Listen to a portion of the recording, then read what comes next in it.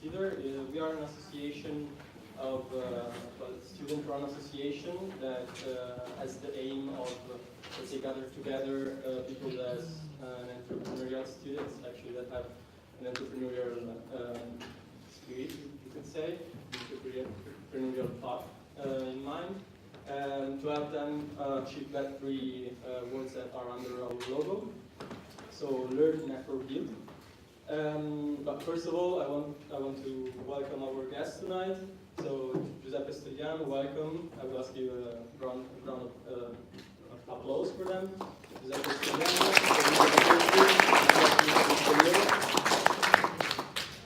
So two things before we begin. The first thing is that we since we're talking about digital marketing, we try to digitalize our event. So we did it through a Q&A, a new way of doing Q&A. We have on our page, Instagram page, a story where you can type your question in there, and we will tell them later on. Our page is iClub Bocconi. You can find us on Instagram. And the second thing is how is the structure of this event. So we will start by an introduction of Professor Luca Bucoliero on digital marketing. It will be followed by a presentation, a series of presentations. The first one from Federico Capecci on how changes in, let's say, generational changes affected both customers and, of course, as a result, the marketing campaign. And lastly, last but not least, Giuseppe Stogliano will present us how the traditional retailers is working on digitalization themselves in order to keep up with the modern world we're living in. So that's all. I don't want to rob you more time. Enjoy the event, and I leave the floor to the speakers of tonight. Thank you.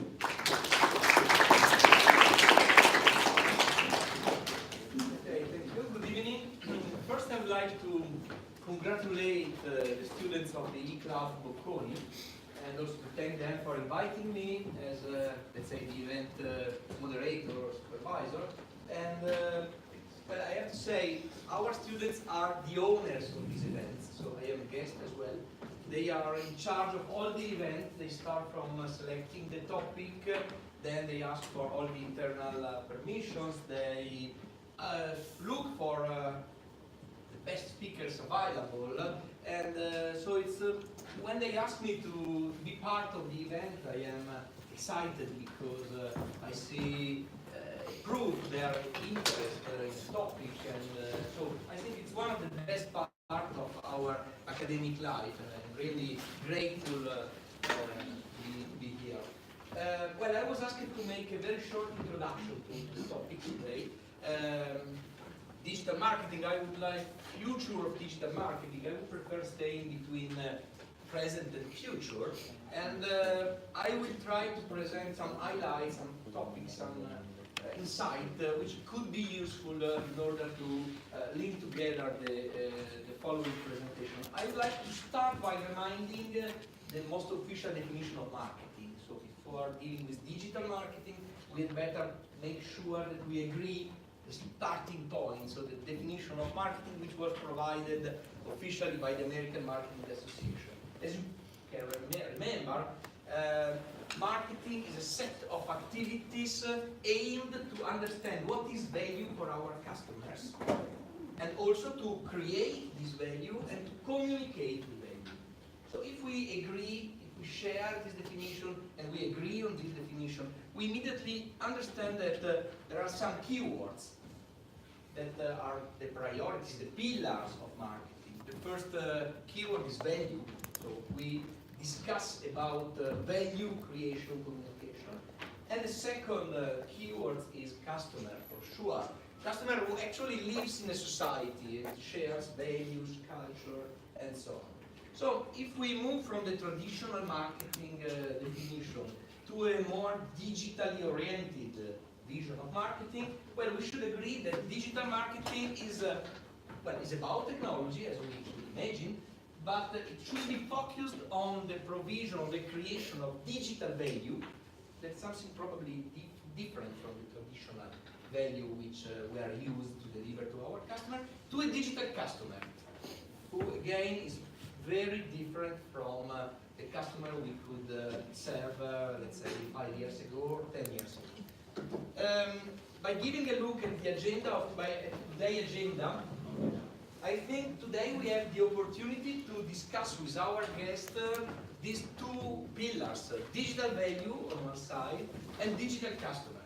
So what is digital value for the customer of a retailer, so which are the differences, and who is the digital customer. So starting from the customer, you know, marketing usually starts from the customer.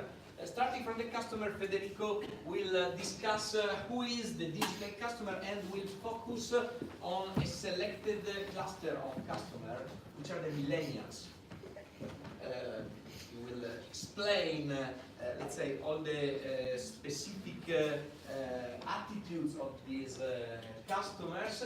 We know that these customers and our digital customer is usually a very curious customer, is demanding, so it's very challenging for marketing to deal with this empowered customer, and is impatient. Usually, if we give a look at the profiles of these emerging customers in the digital world, we should conclude that these three definitions describe the most relevant features of our customers. And then we also have the opportunity to discuss about digital value. Giuseppe will explain a vision about retail 4.0 that's at the end of the day is based on the delivery of the new value which is needed to satisfy, to delight our customer. And again, it's challenging because digital value is based, for instance, on an omni-channel access to what I need, wherever I am, whenever, so 24 hours a day, 7 days a week. And also a lot of value elements change in the new digital world. The price, for instance, from the fixed price to, let's say, a free attitude, the need of co-creation, and also the need to become fully empowered in the relationship with the brand. So marketing also draws a list of the digital value sources, so the different value elements which should be part of the value proposition of a company, starting from the staff behavior, the channels, the price, and so on. Now we don't have time to this topic we should underline today in order to understand the new challenges of marketing. First, there is an unbelievable and unprecedented opportunity of improvement of marketing skills. I would say that marketing is replacing the traditional attitude to customer segmentation, very traditional in marketing techniques and analysis, and it's moving to, let's say, a tailor-made understanding of a single customer. Now we have the opportunity to get quite easily an integrated view of the value of our single customer. So we target a selected person instead of a great number of people. So integrated view of customer, tailor-made approach. Marketing is now able to deliver an event-based strategy, so can link the message or let's say the proposal, the value proposition to selected life events, individual life events of a person. You know that location-based marketing is another significant opportunity for improving the quality and let's say the message we can deliver to our customer, and also some new opportunities arise for marketing in terms of understanding what's happening in the network of each individual customer. It's quite funny, but if we give a look to what happens in our social networks, we probably have better opportunities to forecast what is going to happen to ourselves. For instance, if a friend of yours divorces, your likelihood to have the same event, so a divorce, is increased as well. So there are some similarities between people belonging to the same networks, which can help companies, brands, to forecast events and therefore to target the right person with the right message. Second, very important opportunity for marketing, a new discovery of the value of data. Marketing is in charge of collecting data, analyzing data, and you know, I would say at the end of the day, selling data is a big business. I mean, there is a huge value in data collection, and new business models can be created starting from collection and analysis of this data. And third, new unprecedented opportunities to enrich the experience of our customers. I think we are going to discuss about the need for pleasant, delighting experiences of our customers. Now technologies provide marketing with new abilities to enrich the experience of the customers. So this is an example taken by augmented reality and wearable devices such as Google Glasses and something even better than Google Glasses. And well, also the power of games becomes relevant in marketing strategy. So technology provides new opportunities of engagement for our customers through the so-called fun theory. Have fun and be engaged and let's say stay in a close relationship with the brand. So in my opinion, these are the three most relevant areas of change of marketing related to the digital customer in the digital world. What do we need? Well, for sure, data, technology, new skills, more education, more focused education on this topic, and infrastructure. So these are, let's say, basic conditions for the full deployment of this digital revolution. But at the end of the day, also digital marketing cannot forget about a vision which is always centered on customer. So customer centricity is still the priority of marketing, even in the digital world. And this is probably the most important point, a vision of marketing as a driver of innovation, not just as a, let's say, effect of innovation. So marketing should be proactive in driving technological innovation, and well, in a marketing vision, innovation should always be driven by the need of the customers. So this should be the strategic priority. I would immediately leave the floor to our guest. I think Federico first will start by discussing digital value and let's say what's going to happen to retail according to this need of digital value of our customers. And immediately after his presentation, Giuseppe will present the new millennial expectations and value drivers, and so what are the challenges for marketing. So please, Federico.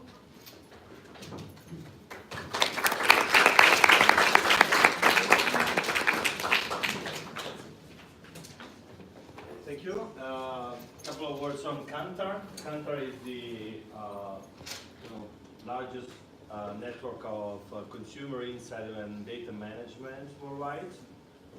We are 350 people in Italy, more than 30,000 worldwide. It's quite a large company, part of WPP, that is probably a group that you all know. Let me start with a story. One day, my daughter Alice, she was 6 at that time. While I was packing my stuff before a trip, she asked me, "Hey, Dad, what's your job?" And you know that after a woman asks something to a man, something will happen soon. So after having thought a little bit about how to start with an answer, I said, "Well, Alice, it's pretty easy. Daddy is trying to understand what people want in order for the big companies to produce better products or more effective advertising." And she said, "Well, easy job. I do this every day with my kids. I try to understand what they like, what they don't like, so that we can play together." And this is what actually is. Marketing is not that hard job, just understanding consumers and give them what they want. hopefully in the right time, at the right price, but this is what it is all about. What actually Alice doesn't know yet is that people don't tell what they like. So there are people that know what they want and they tell it to you. There are people that know what they want but they don't tell it to you. And there are people that even don't know what they want. This is the reason why my job is so difficult, so hard. Running market research is not that easy. There are a lot of data now, there are a lot of players in the industry that are running research, are actually playing with data, playing with brains, playing with people's desires is not that easy. And, but we know that when we get that surprising information, which is what we call consumer insight, I believe you all are aware about this concept, that is this surprising understanding of a certain need, motivation behind a vehicle. When we understand this, we have a competitive advantage.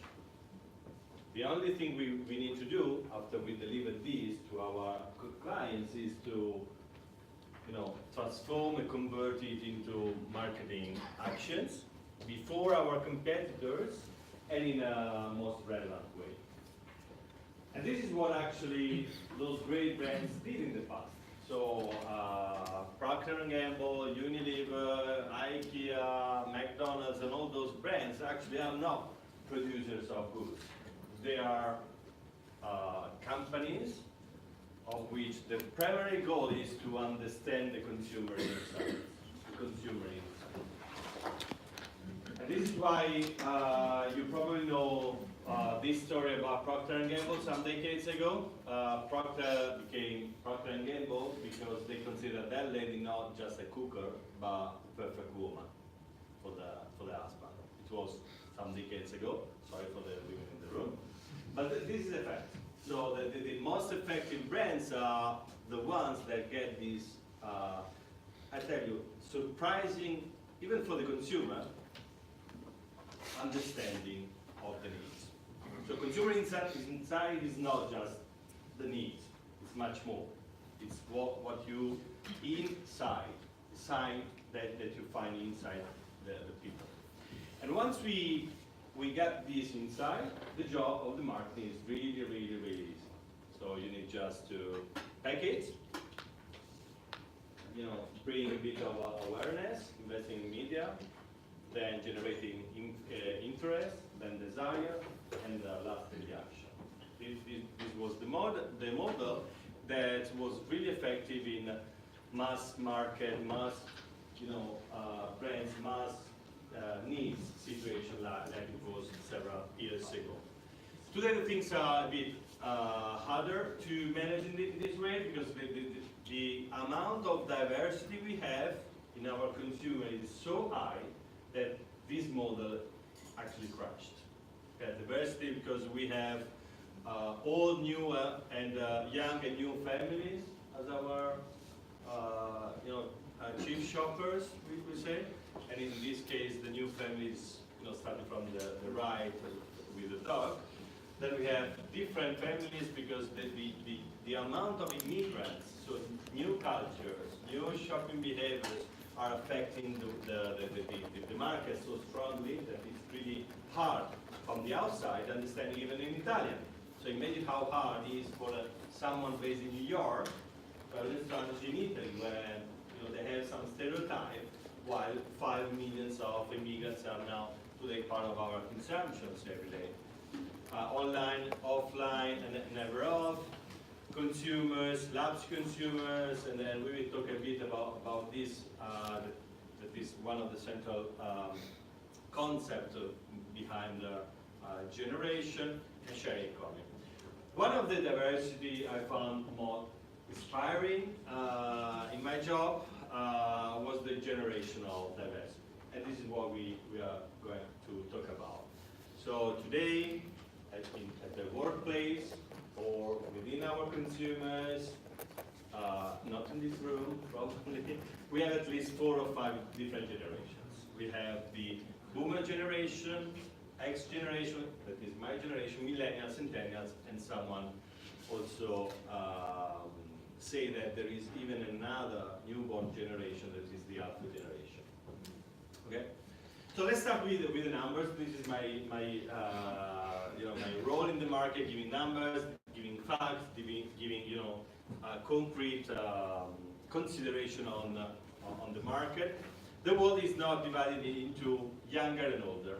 Okay, this is what I always tell to our marketing directors and our clients.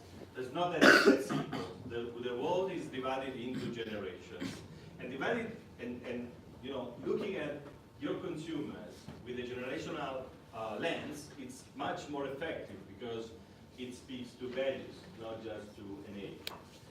So we have 6 leading generation now today worldwide. One is the older generation, the silent generation, then the baby boomers, the X generation, millennials, centennials, and the alpha generation.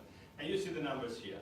So I started working in this space 5 years ago on this millennial topic, and demonstrating that in USA, for example, 21% is a millennial, the post-millennial generation, 21 plus 13% are the most important living generation.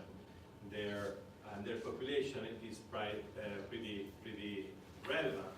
Italy 16%. The penetration of millennial in Italy is the lowest penetration globally.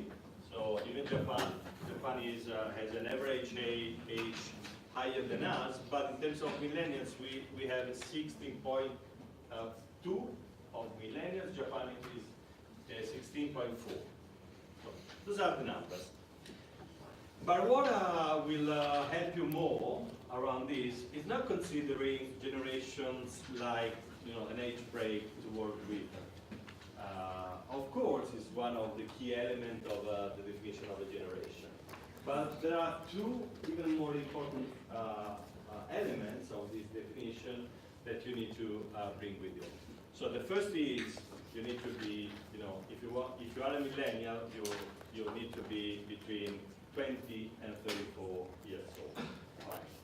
But the generation is defined by a strong disruptive event, cultural, technological, economical event, so strong that happened in a specific time, and more specifically when this boy or lady was a teenager, when they were growing up, that generated a shared view on the future. So a generation is a generation when they share a view on the future. So generation like baby boomers, my generation, your generations, have something in common. That is not just the age, it's the way you look at the things around you. And if we want to get those values, we need to go back in time. This is what I propose to market with my books. And if you want to understand my mother, for example, you need to try to think when she was a teenager. If you want to understand myself, you need to understand the 80s or 90s. If I want to understand you, it's not what you do now that tell me something interesting into the marketing, and in the marketing understanding, but it's when you used to be a teenager. So at least 10 or 15 years ago. This is where, the exact moment where your mentality, your mindset was born. So let's have this trip go back. So this is the baby boomer world. So imagine a boy or a lady at the age of 14, 15 years old, growing up in this enthusiastic world of huge revolutions like the ones happened in the 60s, 80s, or the first man on the moon, the first washing machine at home, the car to everybody. So this was kind of very peculiar ages, And growing up in this moment made those people being really positivist against the future. Then this is the generation like my generation. So if you want to understand the consumer that has part of my generation, you have to go back in time in those years, where we grew up within stronger position within USA and Russia, for example. We were drinking or Coca-Cola or Pepsi-Cola. We were wearing or Adidas or Nike. Someone of my generation is telling, yeah, that's right. So, and this was the mood, okay? So I cannot change at the age of 45 like I'm now. I will always think, I will always look at things with this mindset. This is why the sense of belonging for someone like me is really important. This is why I'm really loyal to brands, okay? Because we made choices, and often the way we made choices was understanding what we didn't want to be, okay? So we are pretty strange in this, but this is the way we are.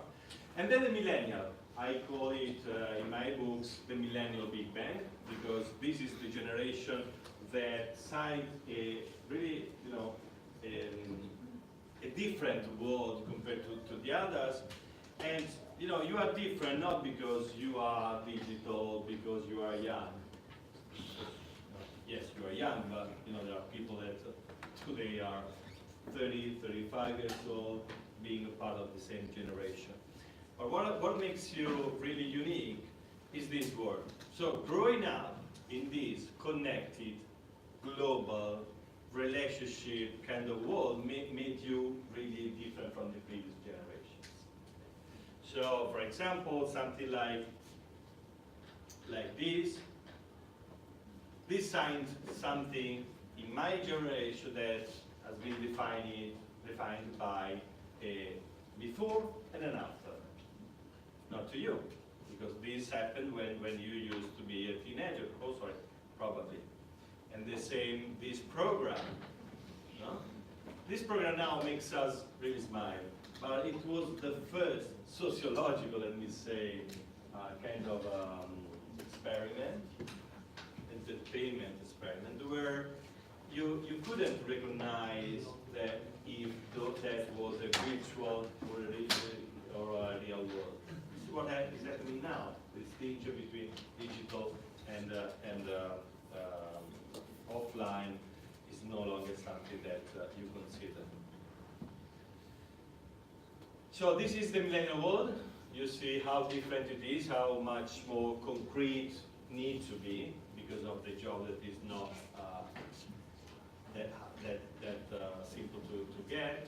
Because you are narcissistic, yes, but it's not your kind of value system. It's your way of participating to the reality. Nothing bad or good in this. It's just the way you communicate. So what the way I usually describe myself is the perfect communication action, because it puts in the same moment the context, the mood, and the subject of the photo, for example. So imagine you are a Coca-Cola or a Mondelez or a Unilever kind of brand manager. You say, okay, Fede, thank you very much, but it's really a mess because I need to talk to everyone in the market right now. So what's the solution? And this is what is coming out quite frequently now. This idea, this frustration of the brand managers, of the marketing manager, to deal with different touch points, different targets, and losing, the consistency of the brand. But there is some reasons why brands like, for example, Adidas, with the same product, used to be relevant for the baby boomer, for the X generation, and are still relevant now. If probably not here in Bocconi because you are really serious, but usually, probably in the spare time, a lot of you are wearing Adidas. Because it's not about the what, it's the how that makes the difference. And what is the how for us? The marketing mix. So it's not the what, because universal brands speaks about universal values. Okay? Imagine all the big brands you can be aware of. but the hows are the difference. The hows are the pricing, the retail, the distribution, the tone of voice, the creativity, and the media you choose that makes the difference. And this is what actually Coca-Cola, the younger brand we know since probably century ago, more than 1 century ago. So imagine talking about the same concept of that happiness, how many different touch points, how many different tone of voice, how many different expressions they use. So it's all about the how, not about the what. Why this? And I'm going to close with 3 examples. Because the way we engage with brands are different. So for example, for a baby boomer, a brand used to be, or is still now, a chance. It's a sort of status symbol. Remember those times when everything was growing, and the idea that you could change your status, or social status was really a possibility. This is why the status symbol came out quite strongly in that moment. Then my generation is the desire. We needed to, go out from that mess of, being between things, between Coca-Cola, Pepsi-Cola, Russia, America, and so on. So the sense of belonging for a brand was really crucial to establish connection with the consumers. And then the millennials. Well, the most important thing for a brand is to share a view on life or the community. And this need to be a field for experimentation when things are changing so fast, so dramatically, is something that the brand can give as a platform. Communication, there are generations that can read, generation that can watch, and there are generations that needs to follow. There's a dramatic change in the way you manage media, for example. There are generations that can read the detail, can read the newspaper.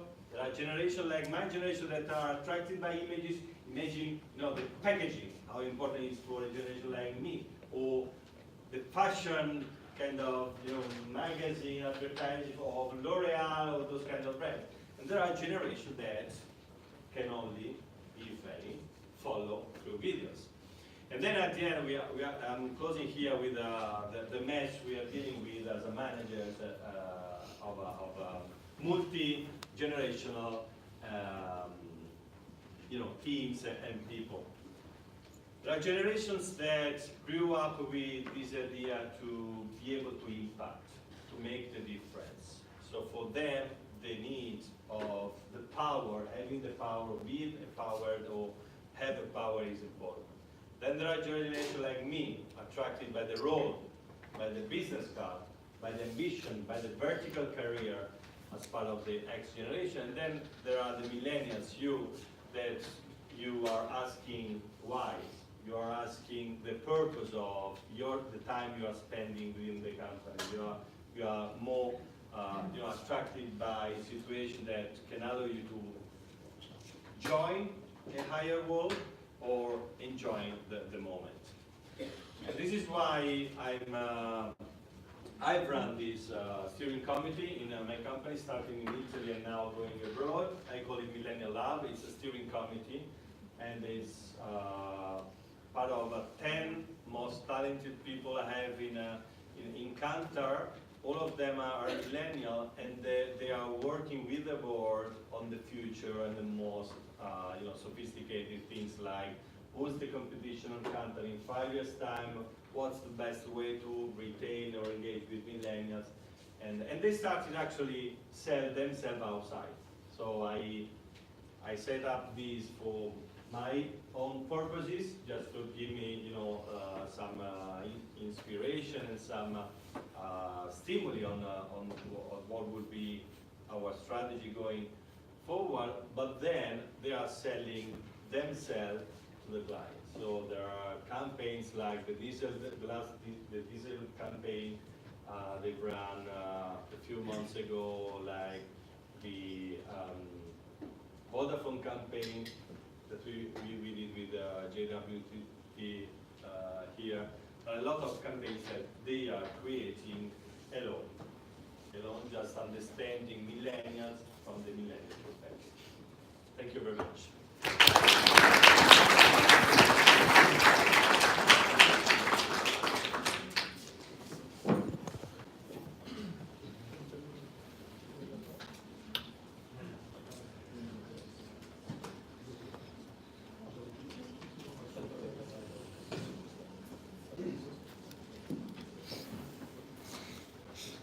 Ciao. How are you? How tired are you? Who is sleeping? Not because of Federico, I'm just saying. It's late, I'm tired. I'll try to keep it short. Sorry for the mic, but I'm literally running out of voice. My name is Giuseppe Stigliano. It's very hard to pronounce if you're not Italian, and very hard to pronounce if you are from Naples also, for some reasons. I'm the general manager of J. Walter Thompson. Who is aware of what JWT or J. Walter Thompson is? You heard of J. Walter Thompson in your life? Yeah, okay. So it's the oldest advertising agency in the world. It's 154 years old. There's a letter written by Roosevelt to J. Walter Thompson recommending his son to be hired to become an accountant in the agency, just to give you an idea. And at the same time, it is part of WPP, so same group as Kantar, and which is the largest marketing and communication group in the world. I'm going to share a story as well, and it's a story about retail, if you want, or a story about marketing, or a story about sliding doors, or whatever you want, you will say afterwards. First of all, Federico, I have a question for you. I will never understand this thing. I was born in 1981. Am I a millennial or not? Okay. Close to that. So I'm not a millennial. I wanted to start by saying I am a millennial. Okay, I'm not, but 1 year and a half ago, I met someone who is 50 years older than me. And you all know him. His name is Philip Kotler. I met him at the time I gave a speech about retail marketing innovation, and he came at me and said, congratulations. So my reaction was something like, I don't know, it's like if you have a pair of socks in your mouth and you try to talk. I was like, oh, cool. I said nothing. And after 5 seconds, I realized that he was saying congratulations to all the speakers. So anyway, I was super happy. Just to give you an idea, 15 years ago, I got a PhD in marketing and economics. So to me, marketing is like, Kotler is like Spider-Man for my son, just to give you an idea. So I was really, really happy. And I had the chance to spend 40 minutes with him because, again, sliding doors. So we had to go to the same place. It was raining, and we had to share the taxi. And it took 40 minutes to get to the place where we had to go, just because it was raining and it was late, like rush hour.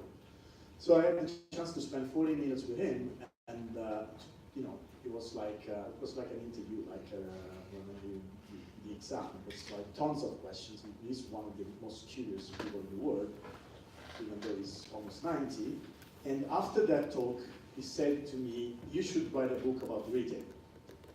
I said, I have no idea. I don't know how to write a book, and this is not my job. The only reason why I know many things about retail is because this is what I do for a living. I spend my time talking about retail with retailers. He said, yeah, this is exactly what we need, because we really need someone who is aware of what is happening. You should write a book. I said, thanks a lot. Super, no way. I don't know where to start from. He said, if you write a book and I like it, I will write the preface for you. So my reaction was like, yeah, actually I had a project in my mind about it. Yeah, I'll let you know. And after 3 weeks, I had to send an email saying, look, dear Professor Kotler, aka Spider, I don't know how to write a book. I don't know how to build a table of contents. The only thing I know is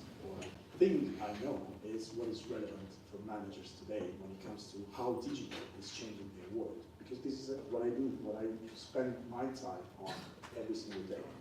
So if you want, here are 7 things that I really believe are relevant for managers today. He was happy with that. He said, yeah, we should add this, change that. So at some point we had 10 guiding principles for retailers.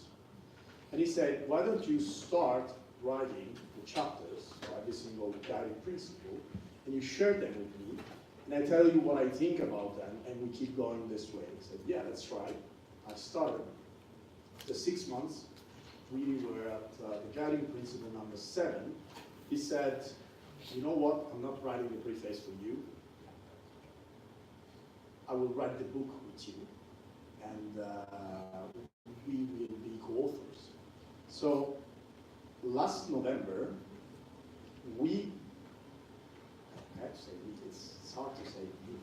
I wrote a book with Phil Kotler, and the title of the book is Retail 4.0, 10 Guiding Principles for the Digital Age. It's in Italian, Mondadori published the book. It's going to be in English in the next few months, and in Japanese in October. I don't know. A Japanese publisher called Wright, so it will be out in Japanese before the end of the year.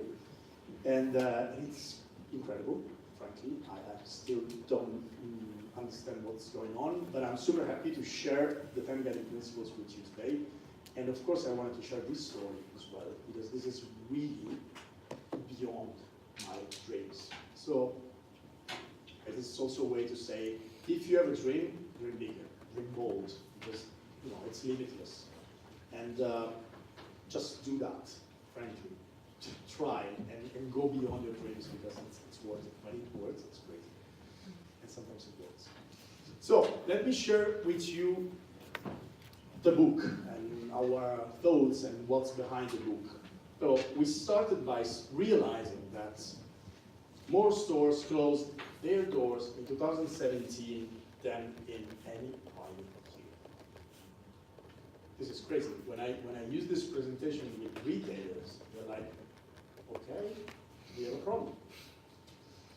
So if you ask someone down the street now, stores are closing, they will say, yes, I see that. So what's the reason for that? The answer will be e-commerce, digital. They don't have many of our problems when it comes to managing the physical space, so it's not a fair competition. They put a lot of pressure on us and blah, blah, blah. We all know this story, right? So why, if the so-called pure digital players are responsible for this situation, why the pure digital player, by definition, Amazon, should invest $13.7 billion to buy 450 physical stores in the US, a chain called Whole Foods? Why they should buy Whole Foods if retail is dying? If retail is something, like physical retail is something they can avoid to some extent. So probably we should change our minds. We should consider that it's not true that a retail apocalypse is happening, right? So Obama has nothing to see with this, but I like this expression. So it's not a retail apocalypse. It is not exactly retail the problem. It is a way, if you want, of doing things. It is the old retail that is done. We need new rules, we need new guiding principles, we need to change our minds, because we're going through a change of paradigm. It's not about new strategies, it's about a different field, it's about new rules of the game. So, why is that? What is happening? One of the things, or probably the thing, is called digital. And the consequence, probably the main consequence of digital transformation is shopper expectations are evolving faster than retailers are innovating. This is a fact. It is quite normal, by the way. Of course, companies are slower than people to embrace change, but this is a fact, and it's accelerating exponentially. So probably we should consider that today a retailer is no longer someone who, let's say, owns or manages a store. It is a bit different. So do I need a store to be a retailer? Not today. If I am a B2B company Am I a retailer? No. But if I am a B2B company, let's say Bridgestone. Bridgestone is #1 tire manufacturer in the world. They make 30 million manufacturing tires. So if I'm Bridgestone in Italy, I don't own any tire store. So I'm a B2B company, right? But if a client, a customer, needs the service of a tire shop, and before entering the shop, he goes or she goes online to find a price, website to compare prices, or a website to find the best option for his car, and so on and so forth. And reading reviews about that specific store. And if he's not happy with the tires he has, then he goes online on social media and sends a direct message to the company. Probably that company, even though it's a B2B company, should develop B2C capabilities. So it's about the B2Cization of B2B. And this is happening. So if you are in that situation and you are a B2B company, you have to develop new skills, totally different skills. You have to hire new people with a different mindset. You have to update, upgrade, change, build new processes. And this is a nightmare, frankly. It is a nightmare because you've been running your company for whatever, 100 years, in some cases even more, in a completely different way. So this is what is happening, and the reason is, of course, digital transformation. So just to give you an idea of how fast this is accelerating, look at this. The computational power you have in your pockets is the same. Do you think we went to the moon? I'm not sure. But if we did that, we have the same computational power of all NASA combined technology in 1969. It's a lot. This is called Moore's Law, and it states that you can squeeze the number of transistors in a microchip. It doubles every 24 months. So if you think that this is happening, this has been happening for the last 50 years, you realize how fast this is evolving. So digital is changing everything, and this is accelerating. So as Luca said in his introduction, this has an impact on segmentation, because the customer journey is not what it used to be. It's changing. It's completely different. So you all know Kotler, right? The 4 Ps, the 4 Cs, the 10, whatever. So if you look at this, which is the 5 As, which is of course a Kotler model, is the customer journey. Look at this and think how this changed before and after digitization. It's incredible how many different sources you have to get information about the product, how many different ways you have to act, so to buy, and think how much advocacy changed in the past, before digital. If you wanted to say something to a company, if you weren't happy with a service or with a product or with the behavior of a company, you could share that with your family and friends, whatever, 20 people. If today you decide to share a video with a Chinese client eating cannoli with the tops, and you share comments with your friends, and everything goes wrong, you have a big problem today, because this is not about 20 people. This can be about the whole world. So it is really different from the past, and this is what is happening. And every time we go through this, we share data. So in the book, we argue that data is like oil, not only because it is a lot of money, but because exactly like for oil, you need to find it, extract it, refine it, distribute it, and then at some point monetize it. Now, if you're familiar with how companies work, you know that even finding data in a company, it's a nightmare. Because companies are structured in silos, departments, and it is not easy to find what you're looking for. And then GDPR changed everything. And then some information are not updated, and maybe I don't have the email of the client, and maybe it's old, maybe I'm not allowed to use the phone number, and so on and so forth. So it is really hard to find the right data, and it's not about big data. It is about small data. It is about smart data. It's about actionable data. Big data are useless as long as they stay big. So again, data is one of the key topics. Now, if you write a book about innovation with someone who is 50 years older than you, one of the things that he would keep saying is, Giuseppe, digital is everything, but not everything is digital. So the first time I was like, sorry, in Italian would be something like super cazzola. I was like, what? And he was right. So I don't have the time now to tell you, to give you many examples, but I looked online and I wanted to find an image to fix this concept. So if you look for donuts online, Google images donuts, right? You find images of donuts.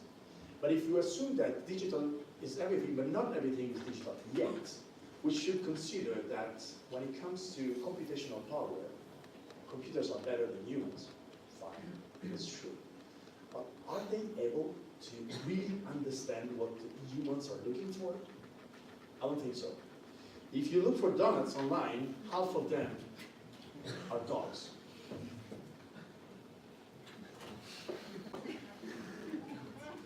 Would you trust a computer today? I'm not sure. Yes, we trust them when it comes to, again, computational power. Yes, of course. They're faster than us, more accurate than us, blah, blah, blah. But they're not necessarily right every time. So, what is digital then? And why it is changing everything? I guess the best way to understand what digital is electricity. 200 years ago, if you were a candle manufacturer or a salt producer, you had a great business. Then at some point, an invisible enabler called electricity arrived.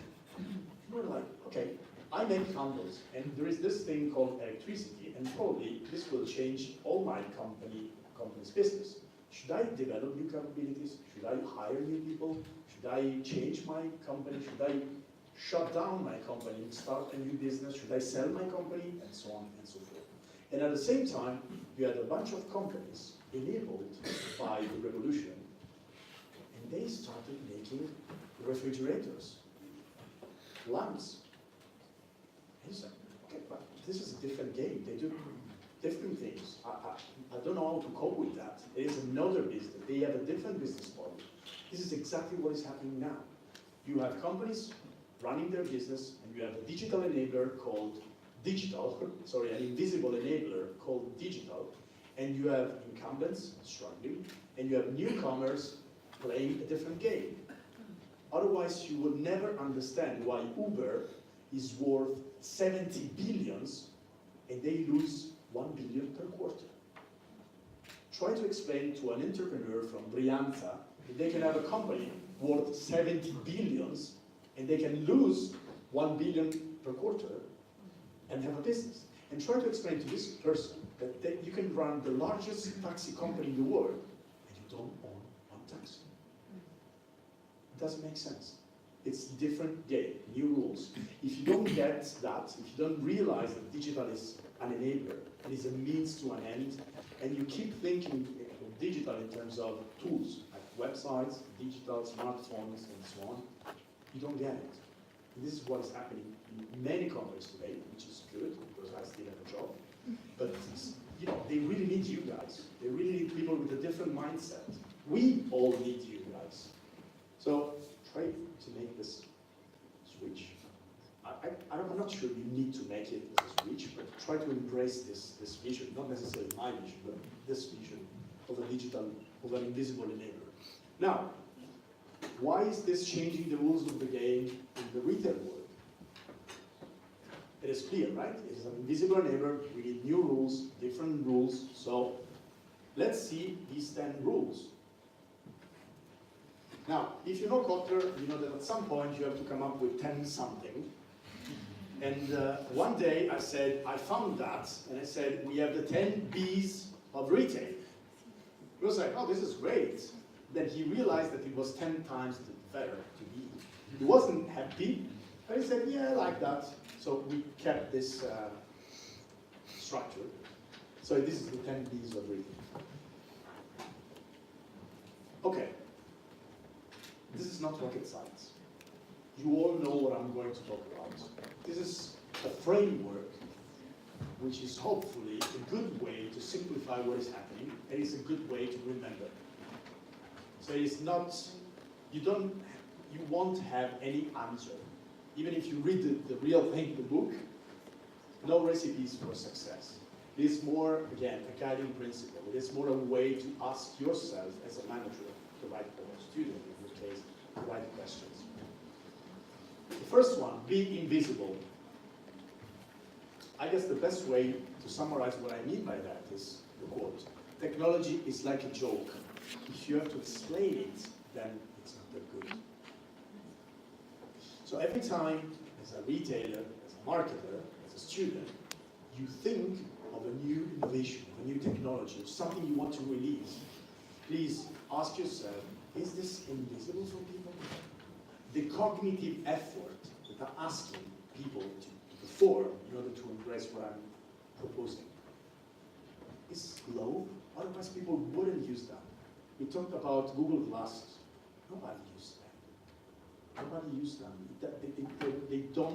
They're not relevant for people. They don't simplify our lives. Or even if they do that, the cost is higher than the benefit. It is not invisible. It doesn't become part of our lives in an invisible way. So,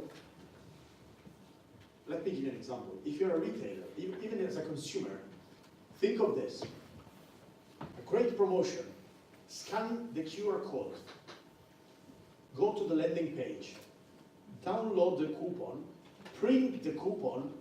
Bring it in paper version to the store, and you will get 30 cents discount. Are you kidding me? People will kill us if we keep doing that, especially because best-in-class players are doing this, promotional thing in a completely different way. So we need to ask ourselves every time if this is invisible or not, because it is really, really what makes the difference today. Second one, be seamless.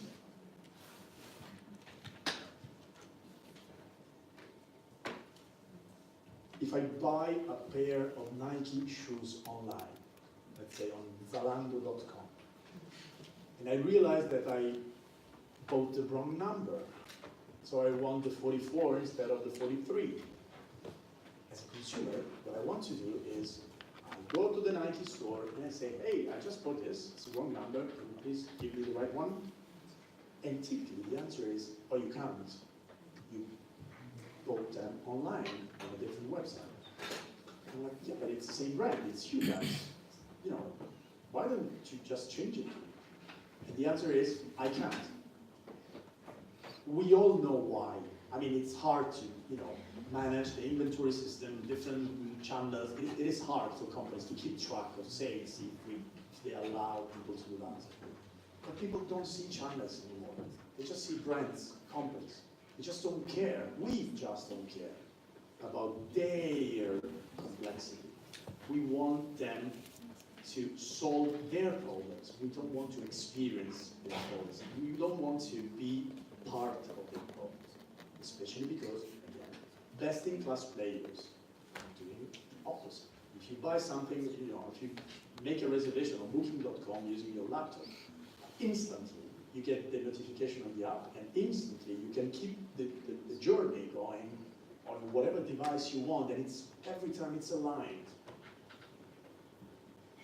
This is what people expect from brands. This is what brands should do, and these are the questions brands should ask themselves today every time they decide or they consider to open the next channel on social media. How hard it is to keep track of all the information. How hard it is to keep all the information aligned and consistent. A lot. So maybe we should consider to rationalize the number of channels and be more consistent. It is a good way. It is a good idea. Third one, be a destination. Physical stores should be want to go places, not have to go places. You all say, I have to buy milk, I have to buy bread, I have to buy whatever. We never say, I really want to go to the supermarket and buy some milk. Why we should say that? The thing is, as much as we focus on transactions, online would be better than that. We're doing Amazon's job. So the only solution for a physical store is to build the so-called experience. But there is a problem. Sometimes people don't want any experience. They're like locators. They just want to enter the store, get what they need, and get out. So it is very hard. First, you have to understand the customer journey. You have to understand why people should go to your store, why they want to do, what they want to do, why they're there, what they expect from that, and then you should design your experience, your service, based on what is relevant for people, not the contrary. If you do the contrary, which is what people, companies tend to do, you develop a solution looking for a problem. Doesn't make sense. You should start from the problem and then reverse engineer the process and design the solution. It is, again, I know, it seems very easy, it doesn't happen. So again, I don't have any recipe. This is a way to say, this is where we should go. These are the questions we should ask ourselves. Be loyal. Now, if you're a marketer, you have said in the last couple of weeks, you have used this word, lock in with the client. We always say we have to work to lock in the client. We have to build a good lock-in with the client. Now, would you say that is an interesting and important relationship with your partner? Would you base the loyalty of your partner on a lock-in? Would you close the door with that in order to ensure that your partner is loyal to you? Would you do that? Would you think that this is a good way to keep a safe relationship? So why we should say this when we deal with consumers, with customers? We'll never say that. So loyalty is in troubles when it comes to religion, when it comes to politics, when it comes to loyalty in terms of brand loyalty. So if we really want to build loyalty, we should move from earn and burn programs, you earn points and then you can burn them and getting discounts or whatever, from earn and burn to membership clubs or whatever you want to call them. But just so you have an idea, I have an app I used to run, and last week they sent to me a recipe based on what my body needs, and they know it. This is free. I didn't ask for that. But this is a way for them to foster and to feed the relationship they have with me, which is exactly the way we feed the relationships as human beings. Sometimes it's about what you get in exchange for what you do. Sometimes you do things just because you love the other one. This is what people expect from the relationship, and this is what loyalty should be about. Be personal. So retail, historically, is about personalization. You enter the store and you say, the usual, they know what you want. This is retail. Historically, retail has been about personalization. Then at some point, digital came and said, hey, personalization at scale. You can use data, you can scale the personalization process. Yes, it is not happening. It is not necessarily accurate.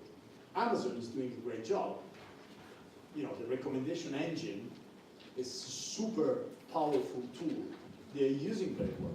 But it's not that easy because we don't know where to look for, to find data, the right data, and so on and so forth, what we said before. So again, personalization is about retail, yes. Personalization at scale, it is possible, yes. It is happening, it's hard. We should find ways to move from customization to personalization. Customization is when you, as a customer, you declare what you like, your interest, and then you become part of a cluster and you get information based on your cluster. But you get the same information on the same products and service as all the people who declare the same. Personalization is the contrary. They use data and they infer what you need based on that. It is a wow effect, because you get the answer, and you didn't ask for that. This is great. Netflix, they do both. The first time you enter the service, they ask what you like. And then from that specific moment, they start learning from what you watch. And at some point, you will select what you want to see only based on their recommendations. You don't browse anymore. They know you so well that that engine knows exactly what you need. This is customization in the first phase, personalization in the second phase, super powerful tool. Be a curator. The breadth and the depth of what you sell have been part of what retail is about for 50 years. How many products, how many models? You can't compete based on that anymore. When you have someone called Amazon or Alibaba, e-commerce will always win if you try to fight in terms of how many products I have in a physical place. You will always lose. So you should probably become a curator.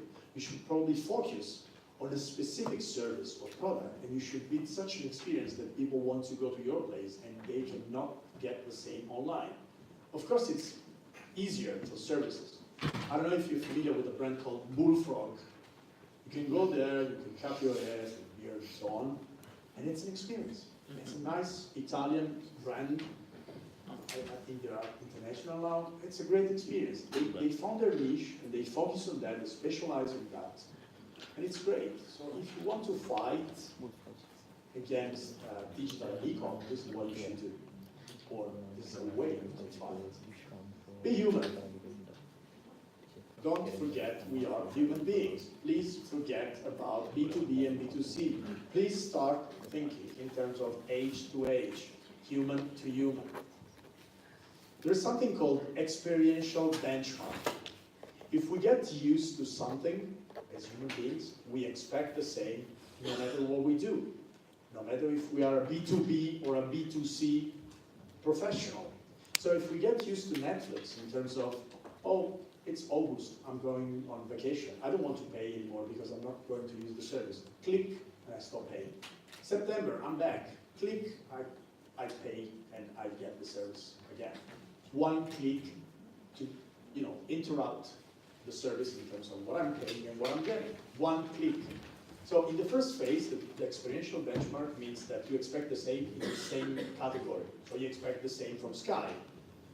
And you technically don't get it. It's more about, why don't you send me a fax?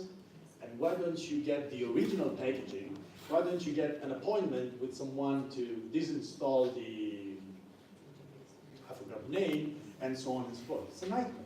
So the experiential benchmark of a human being in the first phase is in the same category, and then they extend that to whatever they do.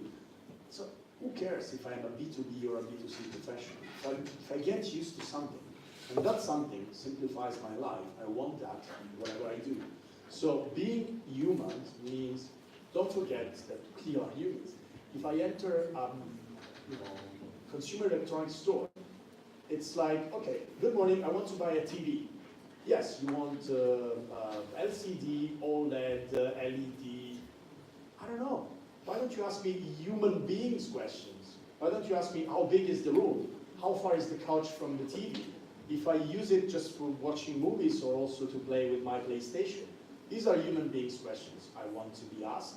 And then you should tell me if I need this or that. This is human-centered design. This is remembering that we're dealing with human beings. And we don't want to understand and to, develop a deep knowledge of the way companies work. We just don't care. We want them to simplify our lives. It's the opposite. Be boundless. 10 years ago, 15 years ago, if you asked a retailer, which are the main rules of your job? They would say, location, location, location. If you find the right location, then you will succeed. It is true today, yes, but it's not enough. You can no longer have a great location, choose the right products, and then wait there for people to come. It doesn't work anymore, it's not enough. You have to develop the click and collect option, the click and try, click and subscribe, click and reserve, click and commute, click and whatever you want. But you have to show people that you are flexible enough to bring what you sell to where they are. Think of the moving stores we have in Milan. You can buy everything from an apple cart, from strawberries to cashmere scarves. Moving stores are a great example of boundless in terms of who cares about the physical space? Let's bring the offer where the demand is. Be exponential. I like the quote. It says, most of the bright people don't work for you no matter who you are. So why the hell, statistics, right? So why the hell I should count only on my people when it comes to innovate? I should rely also on third parties, which is, by the way, exactly what Airbnb and Uber and the likes are doing. They rely on third-party assets. This is the way they build their business. This is why they're bigger, larger than they really are. This is why they are exponential. So this is a recommendation for established companies to explore ways to become exponential, to partner with third parties in order to enrich, augment their value proposition. And there are great examples. IKEA and Lego are working together to develop furniture for kids, for the kids' room. They sell them in the IKEA store, but they're made of Lego, so that you can bring them at home and play with your kids, adding pieces that you already have. It's invisible. You already have that. So it's higher, it's larger, it's bigger than the sum of the parts.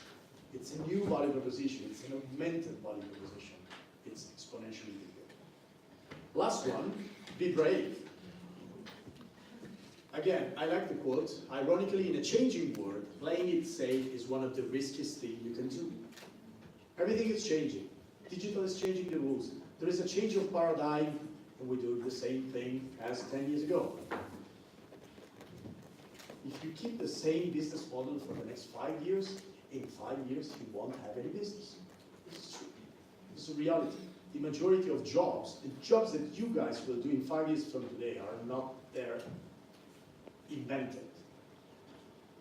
So please don't rely on what you learn from Federico, myself, and your professor today, because this will be obsolete in 6 months. But make sure you develop the curiosity. You become a self-motivated learner. You get in love with how fast this world is changing. And you really realize that our world changes at the speed of an algorithm, and the only constant is change. Thank you.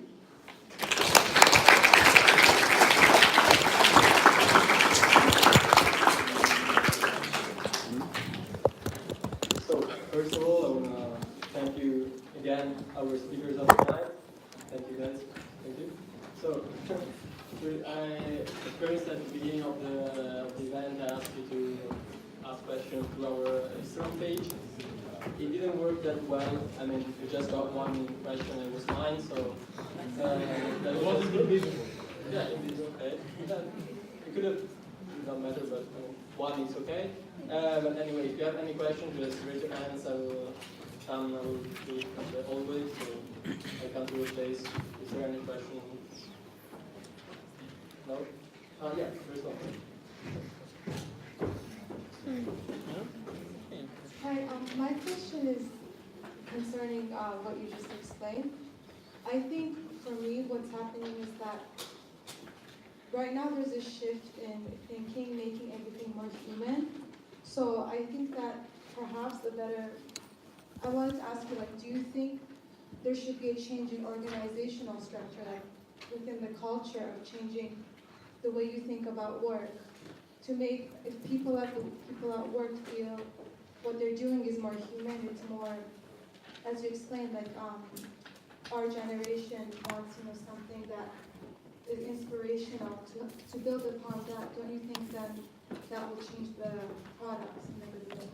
Does that make sense? I think I explained it badly. So. Yeah, no.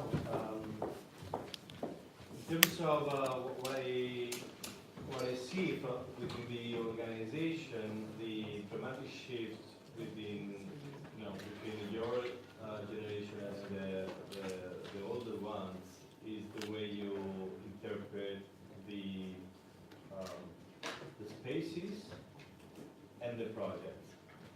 I mean, I've been running several kind of consultancy support for clients that are asking me how to, give millennial a better environment. And this is key. It's a matter of space. So our offices are located on specific centers, while and we ask our employees to come to Milan, to London, to a specific space, while your mentality is more finding the right place where you can connect remotely or not, even in a small town or villages. This is quite a huge disruptive change for companies that have their buildings in cities. And the other is the way you interpret your workday. So there are two factors. One is this match between personal and professional time you spend. So for people like me, I go to the office and then everything from the work space starts, and then I end the work, and then I start my private life. While for a millennial, it's more a mix of things. And this has a tremendous impact on, for example, the rewards we give you. In my company and in WPP as a group, we are investing also in exposing millennials to some sociological kind of thinking. So we have trainings, structured trainings on marketing and things, but also we invite speakers talking about the society, the journalism thing, what's going on, that is enriching people also on their personal side. And then lastly, I would mention that everything we propose you should have a balance between what you get and what you give. So, for example, for you, it's general term, sorry for that, right? It's more rewarding to that you have a 3 or 6 months experience outside your country, for example, working on another function from marketing, rather than having steps in careers from 1 to 2 to 3 and vertical way. So this is what I see is a consequence of this human kind of attitude. So always consider an employee as a bring his human side in what he brings, she brings, and what he or she gets. This mixing a lot of personal and professional. If these can have an impact on the product, the end product, or the services we are proposing to clients, I don't know actually. It's reasonable that a 360 person, an employee can think 360 to the client, like Beppe said, but I don't have any evidence of this journey already happened to the tools. Thank you. Are there any other questions? Yeah.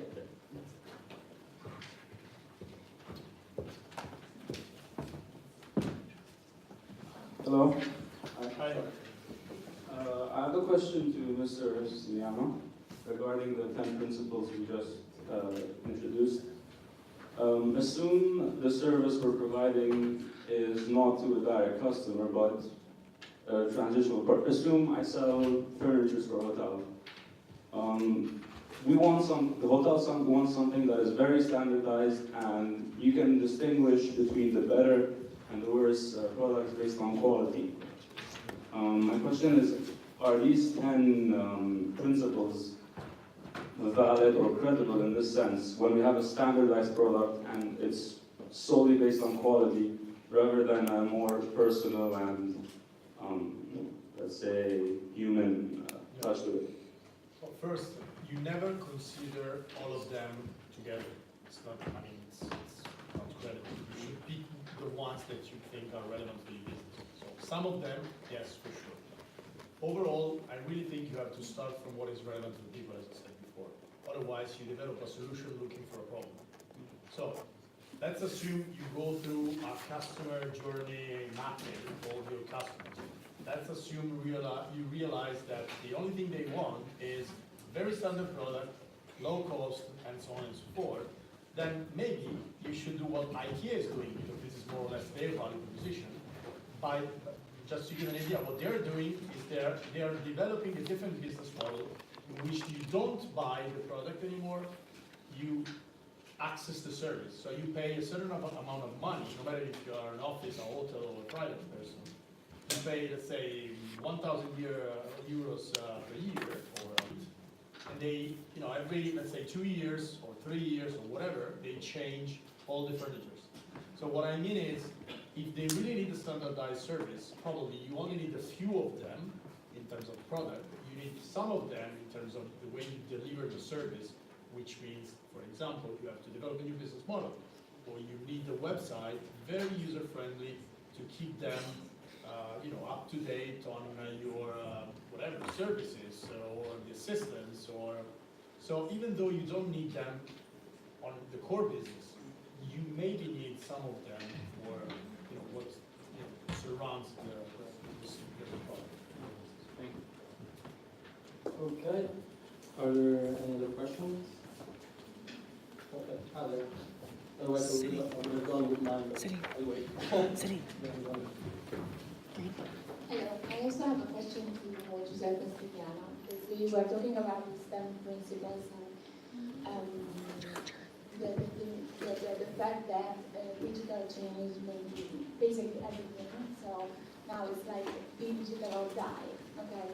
And the thing is that you also mentioned that in 6 months, like everything can change again. So it's like when I started to work 7 years ago, digital was a completely different thing. And I was just wondering, what do you think about the fact that digital is absolutely a great thing, okay, but it also creates a lot of frustration, not just to people, but also to businesses. I mean, to people, but also to businesses. I mean, I think about the so-called fear of missing out effect. So what do you think, not just from a personal point of view, but also from a business point of view, how can businesses win this situation of missing always something? Because it's like, okay, I invest money in digital or in new, front-end developers or whatsoever, a new app, but I know that with this app in 3 months, what will happen with my business and my investment in this new technology? Well, it's a great question. The so-called FOMO, or fear of missing out, is we all, I live together with that. And if I don't read every single day, including August, all the newsletters and stuff, I feel like I lost 5 years after 2 weeks. So I see what you mean, and I see how difficult it is for companies to decide where to invest. Because as you said, if I buy the new Oracle or Adobe software and I update everything, and then at some point I realize that it is more than I needed, or even though it's useful, in 5 years or in 3 years it will be outdated. That's why you should first hire someone who knows more than you, and I'm not just saying this because this is what I do for a living, but I really think that companies should focus on what they do and should rely on third parties to understand how to, let's say, embrace, I like this word, digital transformation. And I guess it is a great idea to consider access instead of ownership. So for example, you shouldn't buy new products, new tools. You should probably, when you can, pay a subscription so that you don't get the asset, but you can rely on the asset, which is more or less what we've been discussed before. So I don't have the answer, of course. It's a hard choice.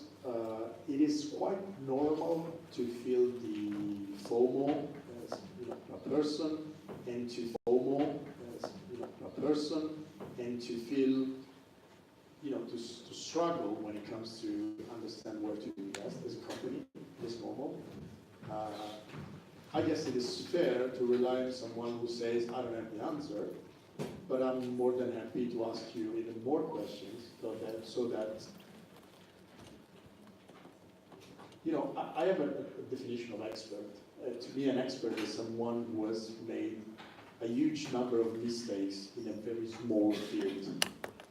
So if you rely on people who made many mistakes on a very small field, chances are that you don't make another mistake, or if you do, you can contain the consequences. So I guess this is the only way, but again, I don't have the answer. It's a great question, and thanks for asking many questions. I like that. I mean, I like even when I don't have the answer. It's great so that we can go back home with something. Otherwise, you will be egoistic. So, Can I just add another part? no, if it's so difficult to answer, please don't do that. No, it's just was from the personal part because I'm a millennial, okay, by definition, but it's still like I feel that when you just finish your studies, the idea is that you have so many opportunities, okay, of working or studying or doing, and at some point you don't really know what to do, and you start doing, and then you start quitting and doing again, and then you arrive around 29, I'm 29, and now I feel really the frustration of this fear of missing out, because it's like, even if I decide by thing, maybe there's another thing, and the digital world, okay, it's not really actually helping in this moment, because it's just really, you every day you discover a new thing, and I was curious what is your point of view from your personal perspective. It's just not like businesses. So how do you that much frustrating in this business, because your work is that actually, right? So you wrote. It's a great question, and I will hand it over to Federico. No, yes, I will. Again, I don't have the answer. What I can tell you is, again, it is a great idea to be a self-motivated learner. This is the best way you have to take the right decision, even though I don't even know what right means today, because it is changing and it's constantly changing. So probably the one thing I would invest in is the ability to deal with change, which is an attitude if you want, but it's something you can cultivate. Because this is the only thing that probably will stay. I know it's, but I don't have, it's very hard to say how to make the right choice. This is what I'm asking, right? And I mean, it's probably the holy grail of marketing, but not only marketing. Right? Yeah. So try as many things as you can. And at some point, there is a great, so Jack Ma, the founder of Alibaba, look for that speech, check that speech online, it's great. He says, when you are in your 20s, you should try whatever you find. When you're in your 30s, you should find the right boss. When you're in your 40s, you should find the right thing, the one thing that you do at best, and invest in that. When you're 50, you should start to give back and teach people how to do what to do. When you're 60, you should go to the beach. I like that. No, I mean, I don't have much to add. I mean, there are two things you should take into consideration. One is that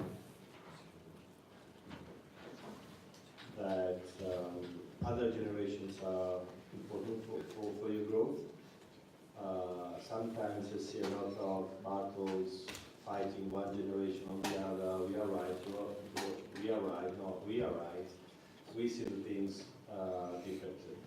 So, in the most relevant moments of your life, when you are taking some really relevant information, I would encourage you to share it with someone coming from a different perspective.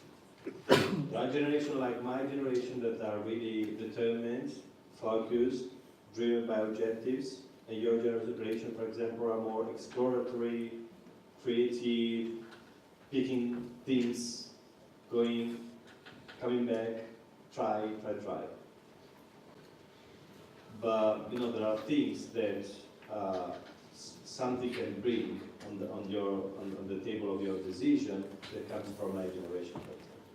So this need of focus, this ambition, this this trait. And then when it comes to important decision like what's next after university, for example, what I see could be a strong lineage of your generation. I'm very positive. I've been very popular in this because of my positive attitude toward the millennials. But it's fair to say that not always you are so conscious about the choice you made as probably the situation can deserve. I mean, making choices, making error, trying, it's perfectly a good attitude. But as far as you are aware of the consequences, aware of what you are doing, aware of what you are choosing, the risk I see of your generation is this sense of the bubbles where everything is perfect, that you are perfectly aware of who's loving you and who's hating you, but it's not that way the reality. So the more you are informed about the consequences of your choices, the better it is for you. Bearing in mind that the problem is that you cannot choose something in the 2 or 3 years' time. So it's better that you focus on the next 2 years, 1 or 2 years.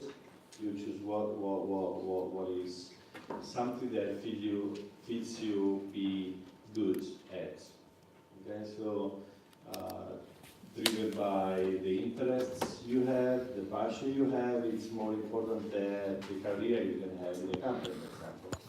You are great when you are interested in the category, for example. So this could be one first layer of choice. Better a fashion brand or a food brand or a car producer, for example. So this is what I can suggest you. Share it also outside from your generation, because there are generations that can complement your decisions.